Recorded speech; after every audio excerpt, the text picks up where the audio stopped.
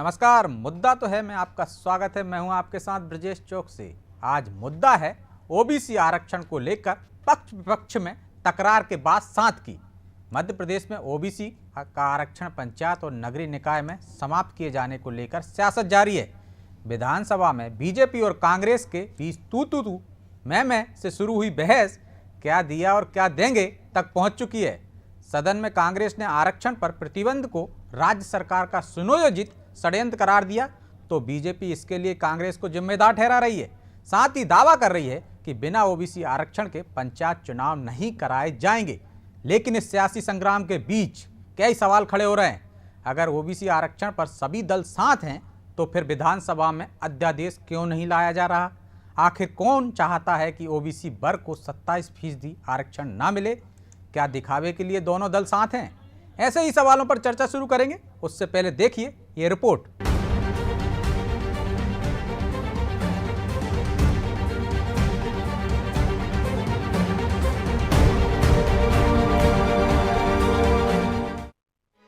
पंचायत चुनाव में ओबीसी आरक्षण पर लगी रोक के बाद मध्य प्रदेश का सियासी घमासान थमने का नाम नहीं ले रहा है। बीते कई दिनों से बीजेपी और कांग्रेस दोनों ही दल एक दूसरे पर आरोप प्रत्यारोप लगा रहे हैं। आरक्षण की तपिश ने विधानसभा के शीतकालीन सत्र को भी अपने घेरे में ले लिया और मंगलवार को अन्य पिछड़ा वर्ग के आरक्षण को लेकर विधानसभा में बहस शुरू हो गई। नेता प्रतिपक्ष कमलनाथ ने परिसीमा निरस्त करने और ओबीसी आरक्षण को लेकर स्थगन प्रस्ताव दिया। इसके साथ ही कमलनाथ ने सूबे की शिवराज सरकार से कोर्ट के ऑर्डर का बहाना न बनाने की बात कही। हालांकि स्थगन प्रस्ताव पर सबसे पहले कांग्रेस विधायक कमलेश्वर पटेल ने राज्य सरकार पर आरोप लगाया। उन्होंने कहा कि ओबीसी आरक्षण के कारण जो स्थिति बनी है उसके लिए सरकार जिम्मेदार है। सुप्रीम कोर्ट के आदेश के 5 दिन बाद भी पंचायत चुनाव को लेकर असमंजस की स्थिति है। उन्होंने आरोप लगाया कि सरकार जल्दबाजी में परिसीमन और आरक्षण को लेकर अध्यादेश लेकर आई थी। उन्होंने सदन में प्रस्ताव रखा कि न्यायालय के अलावा लोक सेवा आयोग, राज्य सेवा आयोग और अन्य आयोगों में भी आरक्षण होना चाहिए। इसके लिए मध्य प्रदेश विधानसभा को एक प्रस्ताव केंद्र सरकार को भेजना चाहिए। जिस तरह से सरकार की तरफ से जवाब आना चाहिए वो जवाब बहुत तर्कपूर्ण नहीं था। लगातार अपनी गलतियों को छुपाने में लगे रहे सरकार के मुख्यमंत्री, मंत्रीगण और यहाँ तक कि विधायक साथी भी क्रिया प्रतिक्रिया देते रहे। अब हम लोगों को देखना है कि सुप्रीम कोर्ट में या सरकार किस तरह से पैरवी करती है कि सिर्फ जिस तरह से भाषण देते हैं और भाषण दे के निकल जाते हैं, सिर्फ आंकड़े गिनाते हैं, वहीं तक सीमित रहता है। ये इंतजार रहेगा। कांग्रेस के स्थगन प्रस्ताव पर शुरू हुई बहस के दौरान कमलनाथ के आरोपों पर मुख्यमंत्री शिवराज सिंह चौहान ने पलटवार किया। सीएम ने सदन में कहा कि ओबीसी के कल्याण के लिए सरकार ने कोई कोर कसर नहीं छोड़ी और न ही छोड़ेंगे। पिछड़े वर्ग के कल्याण के साथ ही बीजेपी सरकार ने नीट में 27% आरक्षण दिया। हाल ही में हमने 8,800 पदों पर भर्ती निकाली, जिस पर 27% आरक्षण दिया गया। इसके साथ ही सीएम शिवराज सिंह ने कांग्रेस से सवाल किया कि आपकी सरकार में किसी भर्ती में 27% आरक्षण दिया हो तो बताएं। वहीं नगरीय प्रशासन मंत्री भूपेंद्र सिंह ने आरोप लगाया कि कांग्रेस सरकार ने मनमाने तरीके से 2019 में परिसीमन किया था। कांग्रेस इस मामले को लेकर 5 बार न्यायालय में गई। इसके साथ ही तथ्य गलत होने पर भूपेंद्र सिंह ने इस्तीफा देने तक का ऐलान कर दिया।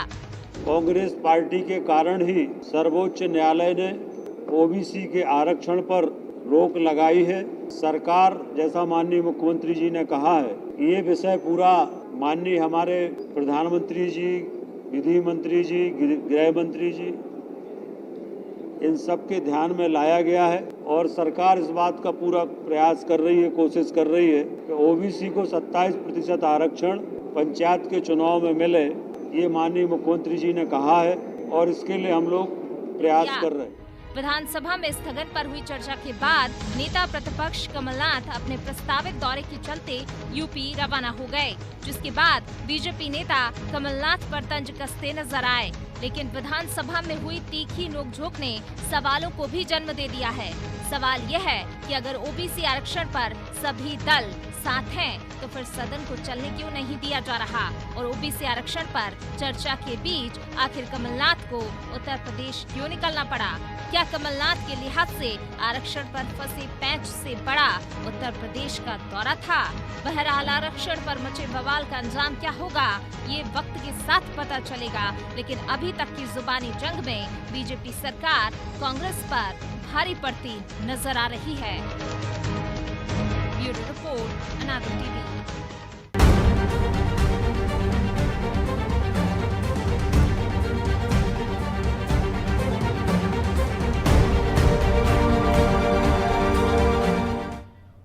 ओबीसी आरक्षण तकरार के बाद साथ इस मुद्दे पर चर्चा के लिए हमारे साथ मौजूद हैं कांग्रेस से योगेश गुप्ता और वरिष्ठ पत्रकार रजनीश जैन। थोड़ी देर में हमारे साथ हरिशंकर खटीक जी भी जुड़ेंगे, लेकिन शुरुआत रजनीश जी आपसे करते हैं। आज विधानसभा में हमने देखा दोनों दल ओबीसी की सियासत पर एक साथ हो गए कि सुप्रीम कोर्ट जाएंगे, दोनों पक्ष रखेंगे, कोई विरोध नहीं करेगा और ये आरक्षण लागू कर देंगे। लेकिन सदन के बाहर जैसे ही निकले हम देखते हैं कि सियासत शुरू हो जाती है। कमलेश्वर पटेल कह रहे हैं कि तर्कपूर्ण बात नहीं की है, अब उनकी नीयत पर सवाल उठा रहे हैं बीजेपी की। आप कैसे देखते हैं? और सीएम ने कह दिया है कि बिना ओबीसी आरक्षण के पंचायत चुनाव नहीं होंगे, तो अब क्या? अब ये तो मजबूरी है कि चुनाव टालने पड़े। देखिए, बात सदन में जो हो रही है कि सब एक हो गए इस मामले को लेके, लेकिन एक शब्द है रायता फैलना। तो जो रायता फैलाया और रायता फैल चुका है वो उसके लिए दोषी कौन है? उसके लिए दोषी कौन है? और समेटने के लिए तो बड़ी मशक्कत करना पड़ेगी। सुप्रीम कोर्ट आप समझते हैं कि संविधान के विपरीत जाके तो मानेगा नहीं, क्योंकि 27% आरक्षण जो है वो 53% के करीब हो जाता है, 50 से ऊपर निकल जाता है, वो संविधान में वैसा प्रावधान है। तो वो स्थिति फिर बन जाएगी और ये बड़ा मुश्किल है। लेकिन देखिए, श्रेय लेने की राजनीति ने इस पूरे प्रकरण को जन्म दिया है। एक तथ्य हम आपको बताते हैं कि अभी 2014-15 में जो पंचायत चुनाव हुए थे शिवराज सिंह जी की सरकार में, उस समय ओबीसी को कितना आरक्षण था? अगर कोई कहता है 14% था तो ये गलत कहता है। 25% आरक्षण ऑलरेडी था, उसी के तहत चुनाव हुए थे, क्योंकि वो एक नियम लागू हुआ था कि यदि अनुसूचित जाति जनजाति का कुल आरक्षण जो है जितना जहां होगा उसमें जितना बचा हुआ 50% तक है वो ओबीसी के लिए हो जाएगा। तो 25% तक ज्यादातर जगह हो गया था। तो ये स्थिति थी। लेकिन आप जानते हैं कि कमलनाथ जी जिस तरह से ओबीसी के अगुआ बन रहे थे और उन्होंने जिस तैयारी से कैबिनेट प्रस्ताव लाए थे साथ ही कैबिनेट नहीं लगाई थी, नौकरियों में था वो और प्रतियोगी परीक्षाओं में, उस पर स्टे हो गया। वो स्टे 10 दिन के अंदर हुआ। 8 मार्च को उनका प्रस्ताव आदेश आया और 19 मार्च को स्टे हो गया। कैबिनेट नहीं लगाई, सॉलिसिटर जनरल खड़ा नहीं किया। ये कमलनाथ जी ने वहां कमजोरी कर दी और उसके बाद कोर्ट में पहुंचा तो स्टे हो गया। अब आप देखिए कि उस स्टे की व्याख्या 15 महीने उसके ये स्टे आने के 1 साल बाद तक कमलनाथ जी की सरकार रही। पुष्पेंद्र कौरव जो शिवराज सिंह जी की सरकार आने के बाद महाधिवक्ता बने, उनने उसी स्टे की व्याख्या कैसे ये करनी कि दरअसल ये 3 प्रतियोगी परीक्षाओं के अलावा ये स्टे कहीं है ही नहीं। बिल्कुल। और उन्होंने बाकी जगहों पे 27% देना शुरू कर दिया। ये काम मतलब रायता कांग्रेस ने फैलाया, आप कह रहे हैं? ये व्याख्या जो है कमलनाथ जी की सरकार नहीं समझ पाई और 1 साल तक 14% आरक्षण में ही ओबीसी को संतुष्ट करना पड़ा। तो ऐसी स्थितियां तो परिसीमन देखिए, इतना एक ऐसा मामला था कि जल्दी थी कमलनाथ जी को परिसीमन करके और 1200 से ज्यादा पंचायतों को क्षतिग्रस्त करना, उनका स्ट्रक्चर ताना माना, वो सब, तो उसको लेके ये सब मुद्दा है। क्योंकि आपने आपके मतलब से हम समझ गए हैं कि आप कह रहे हैं कि रायता तो कांग्रेस का ही फैलाया हुआ है, तो सीधे योगेश जी के पास भी चलेंगे, फिर हरिशंकर खटीक जी के पास जाएंगे। योगेश जी, लोकसभा चुनाव में आपको फायदा दिख रहा था, इसलिए आपने जल्दबाजी में 27% आरक्षण का ऐलान कर दिया था, लेकिन कोर्ट में कोई तर्क नहीं दे पाए। विधानसभा में आपने कहा कि 27% ओबीसी है मध्य प्रदेश में, वही बात न्यायालय में गई, और जब बाद में सुनवाई हो रही थी तो वकील ही पेश नहीं किए, और इसके कारण स्टे हो गया। जैन साहब कह रहे हैं कि शिवराज जी तो पहले भी 25% तक आरक्षण पंचायत चुनाव में दे रहे थे, लेकिन आप चले गए परिसीमन को लेकर, और ये हालात हो गए कि अब चुनाव ही अटकने की नौबत आ गई है। तो रायता तो आपने फैलाया, इसलिए आज साथ आ गए कि आप सुप्रीम कोर्ट चलिए, हम भी साथ हैं आपके। आप जवाब ले लीजिए ब्रजेश जी, बिना टूके। बिल्कुल। ये जैन साहब की बातों में खुद ही अंतर भेद स्पष्ट नजर आता है उनकी बातों में। जैन साहब ने एक तरफ कह रहे हैं कि कमलनाथ जी ने 2020 फरवरी में 25 तारीख को वो ओबीसी आरक्षण 27% कैबिनेट के माध्यम से पास किया। दूसरी तरफ मैं ये नहीं कह रहा, 10 दिन के अंदर वो प्रस्ताव जो पास हुआ था उसको हाई कोर्ट में चुनौती दी गई और उस पर स्टे लग गया। वो कमलनाथ जी ने उस वहां सॉलिसिटर खड़े नहीं किए। आदरणीय जैन साहब और हम सम्मानित मीडिया को 2019 का मामला है, आज 2019 देखिए, मेरा निवेदन ये है कि आप पत्रकार की भूमिका में हैं, निष्पक्षता भी आपका धर्म होती है। आदरणीय, निवेदन ये है कि मैंने आपको धैर्य पूर्वक सुना है, तो आप यहाँ बीजेपी के प्रवक्ता ना बनिए, कृपा पूर्वक मेरे भी विचार अपनी बात कीजिए। सुन रहे हैं, उनके पास ही चला जाऊंगा मैं सीधे। मेरी पार्टी की तरफ से बिल्कुल बेटा हूँ, आपको उसमें तकलीफ लेकिन समय कम रहता है। मैं आपके मंतव्य को मैं क्लियर करना चाहता हूं, जो आपने दो मुखी मंतव्य ऑडियंस के सामने रखा है। देखिए, तो इनकी बातों से जो 10 दिन के अंदर स्टे लगाया गया, उसके बाद हमारी सरकार ही चली गई साहब। लोकतंत्र के माध्यम से चुनी गई सरकार को गिराया गया, असंवैधानिक गतिविधियों के माध्यम से। जग जाहिर है, कमलनाथ जी की सरकार तो छोड़िए, 2003 में पंचायत चुनाव में ओबीसी आरक्षण की बात किसने करी थी? दिग्विजय सिंह सरकार ने की थी, ना की थी बल्कि उसको लागू किया था।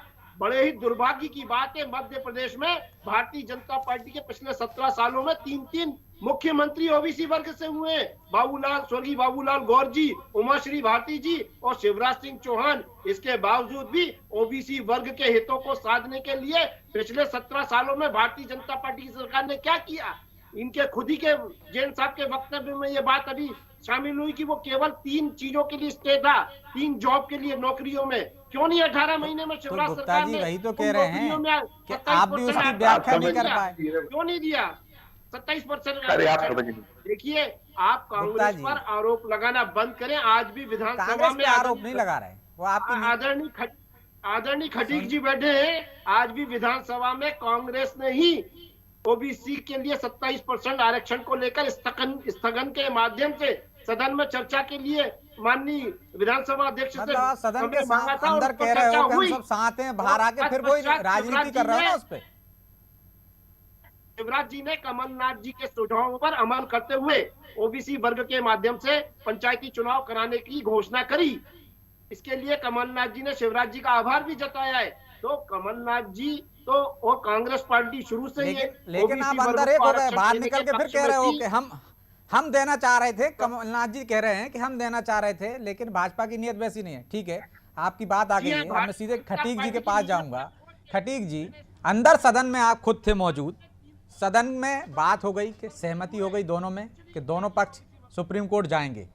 सीएम साहब ने भी घोषणा कर दी कि पंचायत चुनाव बिना आरक्षण के नहीं होगा ओबीसी के। लेकिन अब फिर वही सियासत जारी हो गई, कौन ने दिया कौन ने नहीं दिया।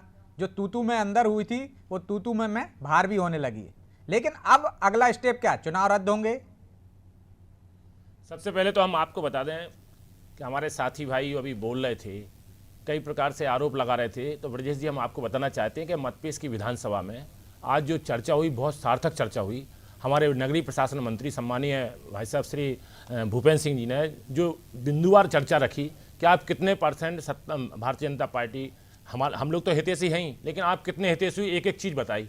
आपको खुद मालूम होना चाहिए कि जब आपकी सरकार थी तो आपने न्यायालय यहाँ से विधेयक पारित किया कि हम 27% आरक्षण देंगे, लेकिन आप आरक्षण दे नहीं पाए। दूसरे दिन वहाँ पे कैबिनेट लग गई कि कैसे आरक्षण देंगे। इसके बावजूद भी मध्यप्रदेश के मुख्यमंत्री शिवराज सिंह चौहान जी ने मध्यप्रदेश में जो भर्तियाँ हुई वो आरक्षण के आधार पर भर्तियाँ की हैं, और आप एक भर्ती नहीं कर पाए अपने 1.5 साल के कार्यकाल में। आप बोलते हैं कि हम अनुसूचित जाति, जनजाति, पिछड़ा वर्ग सबके हितैषी हैं। ये आपके कांग्रेस कभी हितैषी नहीं रही। इनने सिर्फ दलगत वोटों की राजनीति की है और जनता के लिए इनने गुमराह करने का काम किया। भारतीय जनता पार्टी की सरकार, हमारे मध्यप्रदेश के मुख्यमंत्री शिवराज सिंह चौहान जी अभी आरोप लगा रहे थे कि इस सरकार हमारी अच्छी काम कर रही थी, चली गई। कांग्रेस की सरकार कांग्रेस के कर्मों के आधार पर ही चली गई। कांग्रेस में स्वयं कांग्रेस के विधायक, कांग्रेस के हमने आपकी बात को पूरी ध्यान से सुना, हमारी बात को ध्यान से सुनिए। माननीय कमलनाथ जी पिछले 15 महीने में कांग्रेस के विधायक और कांग्रेस के मंत्री रूठ गए थे, क्योंकि वो बोलते थे कि हमारे क्षेत्र में विकास के काम कराइए। कांग्रेस के विधायक भी बोलते थे, कांग्रेस के मंत्री भी बोलते थे। तो माननीय कमलनाथ जी, मुख्यमंत्री जी कहते थे चलो चलो चलो चलो, मेरे पास पैसा नहीं है। अब पैसा हमारे मध्यप्रदेश के मुख्यमंत्री शिवराज सिंह चौहान जी कहां से ला रहे हैं? पैसा भी आ रहा है, मध्यप्रदेश का विकास भी हो रहा है और जन कल्याणकारी योजनाओं का अच्छे ढंग से संचालन भी हो रहा है। आपने कई योजनाएं बंद कर दी थी। कांग्रेस अपने कर्मों के आधार पर कांग्रेस की सरकार गई है और कांग्रेस की सरकार गिरी है, और कांग्रेस हमेशा हारने का उसको डर रहता है। वो चाहती नहीं कि कभी चुनाव हो, कभी नहीं चाहती। आपने अपने कार्यकाल में भी चुनाव नहीं कर पाए। हमारे मध्यप्रदेश के मुख्यमंत्री शिवराज सिंह चौहान जी ने साहस किया, साहस बांध करके उनने चुनाव कराने का ऐलान किया, और ऐलान नहीं किया बल्कि ऐलान की पूरी प्रक्रिया चालू हो गई थी। आप न्यायालय में गए, आप 5-5, 7-7 बार माननीय उच्च न्यायालय में गए, माननीय सर्वोच्च न्यायालय में गए, आप सब जगह गए। आखिर आप स्टे लेने के लिए गए और स्टे आपको मिला। स्टे इस आधार पे आपको मिला कि सामान्य स्टे इसलिए मिला आपको कि स्टे सिर्फ ओबीसी वर्ग के लिए मिला। अगर आप सिंपैथी रखते तो तत्काल न्यायालय में उस समय याचिका आप दायर कर सकते थे। आपने याचिका दायर क्यों नहीं की? ये सरकार, अगर आप शुभचिंतक थे, और कई ऐसे बिंदु हैं जिनके बारे में आप बता दें। आप बोला कि पिछड़ा वर्ग से मुख्यमंत्री 3 बने, बहन उमा भारती जी भी मुख्यमंत्री बनी, बाबूलाल जी गौर साहब भी बने, सम्मानित शिवराज सिंह चौहान जी बने और आज भी हैं। इन्होंने काम किया है पिछड़ा वर्ग के लिए, इन्होंने काम किया अनुसूचित जाति जनजाति वर्ग के लिए। सामान्य निर्धन वर्ग आयोग का गठन किसने किया? सबको ये सब चीजें आपको मालूम है। हमारे देश के प्रधानमंत्री भी पिछड़ा वर्ग से आते हैं, माननीय नरेंद्र मोदी जी। भारतीय जनता पार्टी की सरकार जो बोलती है उसकी नीयत और नीति साफ है, लेकिन कांग्रेस की नीयत और नीति टोटल खराब है। अब अगला कदम क्या है खटीक जी? अगला कदम यह है कि हमारे मध्यप्रदेश के मुख्यमंत्री शिवराज सिंह चौहान जी ने कहा है कि मुझे आपकी, ठीक है आप बोल रहे हैं, धन्यवाद दे रहे हैं, अच्छी बात है, लेकिन हमारे मध्यप्रदेश के मुख्यमंत्री शिवराज सिंह चौहान जी ने मध्यप्रदेश की विधानसभा में अनाउंस किया है कि हम पिछड़ा वर्ग के साथी भाइयों को साथ में लेकर के और चुनाव कराएंगे। तो अब उसमें जो परामर्श लिया जा रहा है, जो महाधिवक्ता हैं और केंद्र सरकार के माध्यम से भी प्रयास किया जा रहा है क्या उसमें अच्छे से अच्छे वकील तैयार किए जाएं, अच्छे से अच्छे वकीलों को हम सर्वोच्च न्यायालय में किया जाए, जिससे उसमें स्टे हो सके और आगे की कार्रवाई या तो चुनाव अभी जो सुप्रीम कोर्ट का आदेश होगा उसके आधार पर होगा। लेकिन हमारे मुख्यमंत्री जी ने आज मध्यप्रदेश की विधानसभा में ठान लिया है और सबका पिछड़ा वर्ग को सम्मान के आधार पर कि हम 27% आरक्षण देंगे, 27% आरक्षण देने के साथ ही चुनाव होंगे।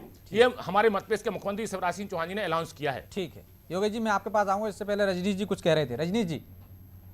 हाँ, मैं ये कह रहा था कि कांग्रेस प्रवक्ता महोदय तथ्यों को समझे नहीं। मैं जब बात कर रहा था कैबिनेट प्रस्ताव की तो वो था 8 मार्च 2019 का, और उसके बाद 24 जुलाई 2019 को विधेयक आया कमलनाथ सरकार का, मध्य प्रदेश लोक सेवा संशोधन विधेयक 2019 उसका नाम था।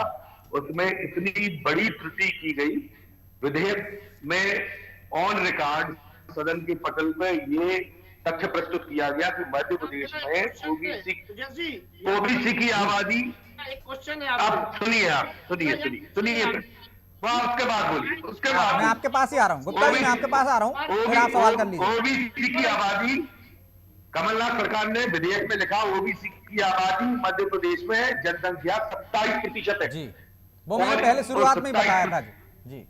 निश्चित रूप से वो और बिल्कुल आप 52% निश्चित रूप से गुप्ता जी 52% सही है। आप अपना विधेयक पढ़ लीजिए, आप विधेयक पढ़ लीजिए, विधेयक पढ़ लीजिए। ये तथ्य है, तथ्य कमलनाथ जी सरकार से सर्वसम्मति से, जिसमें भाजपा ने भी सहमति दी थी, पूरे सदन ने सहमति दी थी, सर्वसम्मति से पास विधेयक का हिस्सा है कि मध्य प्रदेश में जनसंख्या ओबीसी की 27% है। ये ठीक। तकनीकी त्रुटि मान लीजिएगा, भले ही आप तकनीकी त्रुटि मान लीजिए, तथ्य है, लेकिन ठीक। जनसंख्या ये है। तथ्य बन मतलब चुका है। गुप्ता जी बाद में आप संशोधन कर रहे हैं, ये तकनीकी चूक हो गई। आप ऐसा मान सकते हैं कि आपने 27, मैंने भी जो बात पहले कही थी। और दूसरी बात ये, दूसरा सवाल मेरा ये है, आप उस जवाब दें उससे पहले, कि जब याचिका आपकी थी और कोर्ट में सुनवाई चल रही थी, जो सत्ता पक्ष आरोप लगा रहा है कि जब फैसला आ रहा था तो आप याचिका वापस ले लेते या सुप्रीम कोर्ट चले जाते कि हमारा इस मुद्दे पर नहीं, हमारा तो सिर्फ परिसीमन को लेकर था, आप ओबीसी को अलग कर देते या याचिका वापस ले लेते, फैसला ही नहीं आता तो पंचायत चुनाव में आरक्षण लागू हो जाता। ब्रजेश जी, पहली बात तो मैं यहाँ क्लियर कर दूं आपके चैनल के माध्यम से सम्मानित पत्रकार और आदरणीय दर्शकों के लिए, कि कांग्रेस पार्टी ने पंचायत चुनाव को लेकर कभी भी कोर्ट में किसी भी प्रकार की कोई याचिका नहीं लगाई। एक बात। दूसरी बात, याचिकाकर्ताओं में भारतीय जनता पार्टी के नेता पदाधिकारी भी शामिल है। ये भी तथ्यात्मक रूप से उतना ही सही है। योगेश जी फिर आप कहेंगे टोका मैंने। सैयद जाफर कौन है, विवेक तनखा कौन है? अरे आ रहा हूँ साहब, आ रहा हूँ जी। जितना सैयद जाफर जी ने और विवेक तनखा जी एक इंडिया के माने हुए वकील है, उनका प्रोफेशन है, ठीक उसी प्रकार उन्होंने इस प्रकरण की पैरवी करी जिस प्रकार स्वर्गीय अरुण जेटली जी ने एंडरसन को बचाने में करी थी। ठीक उसी प्रकार इसी मंच पे आपके कांग्रेस नेता कह चुके हैं, पहले स्वीकार कर चुके हैं कि हाँ पार्टी गई थी और आप खुद असमंजस में थे। गुप्ता जी आपकी पार्टी खुद असमंजस में, आपके प्रवक्ता एक सुर में नहीं बोलते हैं। पहले कह दिया था, जबकि आप पीसी शर्मा ने कहा हम कोर्ट जाएंगे, फिर बाद में कमलेश्वर पटेल पीसी देते हैं, प्रेस कॉन्फ्रेंस लेते हो, कहते हैं कि हम नहीं जाएंगे, कोई जाएगा तो उसका सपोर्ट करेंगे, और फिर आपके ही नेता चले जाते हैं सैयद जाफर। तो पार्टी से निकाल दो ना, पार्टी के इशारे पे भी काम कर रहे थे। एक और सैयद जाफर की जो क्लाइंट है जय ठाकुर, क्लाइंट भी आपका, वकील भी आपका। एक बात और क्लियर कर दूं कि कोर्ट में जाने के लिए जो लोगों ने याचिका लगाई थी, उन्होंने किसी आरक्षण के ऊपर याचिका नहीं लगाई थी। रोटेशन पद्धति के आधार पर पंचायत चुनाव आयोजित किए जाएं, उसको लेकर याचिका दायर की गई थी। 2014 का एक परिसीमन, 2018 का दूसरा परिसीमन, ये दो परिसीमन के आधार पर क्या 70 साल में कभी मध्य प्रदेश में कोई भी चुनाव हुए हैं क्या? ये लोकतंत्र की धज्जियां उड़ा रहे। सही बात ये है कि मध्य प्रदेश में शिवराज सरकार पंचायत चुनावों को लेकर शुरू से मन बना नहीं पाई थी। अच्छा, मतलब शिवराज सरकार ने कहा सैयद जाफर से चले जाइए कोर्ट, शिवराज सरकार ने कहा कि विवेक तनखा से पैरवी कीजिए और इस हालात पर ले आइए। इस प्रकार के परिसीमन को लागू किया गया जो डिबेट योग्य था, जिसके ऊपर याचिका लगनी संभावित थी, और इसी के आधार पर संभावित थी, कोई नहीं और गया तो आप ही चले गए। ठीक है खटीक जी, समय कम है। देखिए हम आपको बता दें, एक तो यही बता दें कि सैयद जाफर साहब कौन हैं, जो मतपेश की विधानसभा में हमारे सम्मानीय भूपेंद्र सिंह जी हैं, नगरीय प्रशासन मंत्री ने स्पष्ट बताया। सैयद जाफर साहब वकील तो हैं, लेकिन उसके साथ साथ कांग्रेस पार्टी के क्या हैं। माननीय जय ठाकुर जी एडवोकेट हैं, लेकिन उसके साथ साथ और क्या है, कांग्रेस पार्टी में क्या है। विवेक तनखा जी राज्यसभा के सदस्य तो हैं, लेकिन उसके साथ साथ कांग्रेस पार्टी के क्या हैं, ये सबको जानकारी है। इन्होंने 9 दिसंबर को भी हाई कोर्ट में याचिका लगाई, 10 दिसंबर को भी लगाई, 11 दिसंबर को भी लगाई, 15 दिसंबर को भी लगाई। हाई कोर्ट गए, सुप्रीम कोर्ट गए, हाई कोर्ट ने इनकार कर दिया था, सुप्रीम कोर्ट गए, सुप्रीम कोर्ट से हाई कोर्ट में आए। आखिर ऐसा क्या था? आप दो चीजों में बोल रहा हो, एक चीज परिसीमन की बात करते हैं, दूसरी ओर रोटेशन की बात करते हो। तो परिसीमन का तो ठीक था, लेकिन रोटेशन हमारी सरकार, भारतीय जनता पार्टी की सरकार, भारतीय जनता पार्टी की सरकार और मध्यप्रदेश के मुख्यमंत्री शिवराज सिंह चौहान जी अध्यादेश लेकर के आए थे। और अध्यादेश के माध्यम से उसमें संशोधन करने का प्रावधान होता है। नियमबद्ध तरीके से संवैधानिक प्रक्रिया के माध्यम से अध्यादेश लाए हैं, और उसके आधार पर परिसीमन का वो था जो निरस्त करके पुराने परिसीमन के आधार पर चुनाव करा। आप लोगों ने ऐसे परिसीमन बना लिए थे, छोटे छोटे से वार्ड आपने बना लिए थे, पंचायतों का आपने ध्यान नहीं दिया। कहीं कोई गांव कहीं का कहीं जुड़ा, कहीं का कहीं जुड़ा, इस हिसाब से आपकी सरकार ने कर लिया था। हमारी सरकार ने अध्यादेश ला करके उसको निरस्त किया। और आप कह रहे हैं रोटेशन प्रक्रिया की बात, तो रोटेशन का मतलब क्या होता है? आप चाहते हैं कि जो पिछड़ा वर्ग थी वो समान हो जाए। आरक्षण की बात आई तो हमारी सरकार ने रोटेशन प्रक्रिया के माध्यम से किया। आप रोटेशन के खिलाफ ही वहां पे गए थे सुप्रीम कोर्ट में, आप रोटेशन के खिलाफ हाई कोर्ट में गए, लेकिन जब वहां पे आप गए तो आरक्षण की तो बात थी। आप जो बोल रहे हैं कि हमारे आरक्षण के विरोध में नहीं गई, आप स्वयं गए हमारे यहाँ पर एक वो कहलाती है कि आप किसी चीज के लिए गए और किसी चीज को नुकसान पहुंचा के आ गए। आपने पिछड़ा वर्ग के कल्याण के लिए नुकसान किया है। मध्यप्रदेश की जनता देख रही है। मध्यप्रदेश की 3 करोड़ 92 लाख जनता जो वोट नहीं डाल पा रही है, वो कांग्रेस को गाली दे रही है कि कांग्रेस ने गुमराह किया है मध्यप्रदेश की सरकार को। हाईकोर्ट जी समय नहीं है, 30 सेकंड में आपका जवाब चाहूंगा कि जातिगत जो आरक्षण की बात होती है, क्या इसका राजनीतिकरण हो रहा है? और जो सुप्रीम कोर्ट भी पहले कह चुके हैं कि ये नीतिगत मामला है, इसमें विधायिका को और सांसद को इसमें वो करना है, लेकिन आर्थिक आधार पर आरक्षण दिया जाना चाहिए। इस आरक्षण का राजनीतिकरण होने लगा है। ये तो सर्वमान्य तथ्य है कि राजनीतिकरण हो रहा है और आरक्षित वर्गों में से ही ये आवाज उठने लगी है कि आर्थिक आधार पर आरक्षण होना चाहिए। और ये जो त्रुटि है, मैं एक बार फिर कहूंगा कि तनखा जी बहुत विद्वान वकील है, बहुत विद्वान अधिवक्ता है। उनको मालूम था कि ये कहां तक आग जा सकती है, ये किस तरह के आदेश आ सकते हैं। मैं बिल्कुल मानने तैयार नहीं, तो उनको संभावना तो मतलब चूक हो गई कांग्रेस, इसलिए साथ आ गई। और जब गवली वर्सेस महाराष्ट्र वाला केस जो है वो सुप्रीम कोर्ट के विद्वान न्यायाधीश बोल रहे थे, जस्टिस कह रहे थे। ठीक है रजनीश जी, आपकी बात है। चूंकि समय अब बचा नहीं है योगेश जी, इसलिए माफी चाहता हूं मैं आपसे। इस चर्चा को यहीं विराम देना पड़ेगा, आगे भी हम इस पर चर्चा करेंगे, लेकिन फिलहाल आप तीनों मेहमानों का बहुत बहुत शुक्रिया। तो जातिगत आरक्षण का राजनीतिकरण हो गया, इसी कारण कोर्ट भी चिंता जाहिर करने लगा। यही वजह है कि कौन लाभ ले जाए, किसको श्रेय मिल जाए, इसके कारण ओबीसी का जो आरक्षण मिलने वाला था पंचायत में, उसका रायता फैल गया। कहीं ना कहीं कांग्रेस भी इसमें चूक कर गई और चूक सुधारने के लिए शायद आज एक साथ आई, लेकिन इस पर सियासत जारी है। सरकार का अगला कदम क्या होगा ये देखना होगा कि पंचायत चुनाव में 27% आरक्षण मिल पाता है या फिर उसके कोई और दूसरे रास्ते निकाले जाते हैं, आंध्र प्रदेश या तेलंगाना का फार्मूला लागू किया जाता है। मुद्दा तो है। फिलहाल इतना ही, मुझे दीजिए इजाज़त और आप देखते रहिए अनादि टीवी। नमस्कार।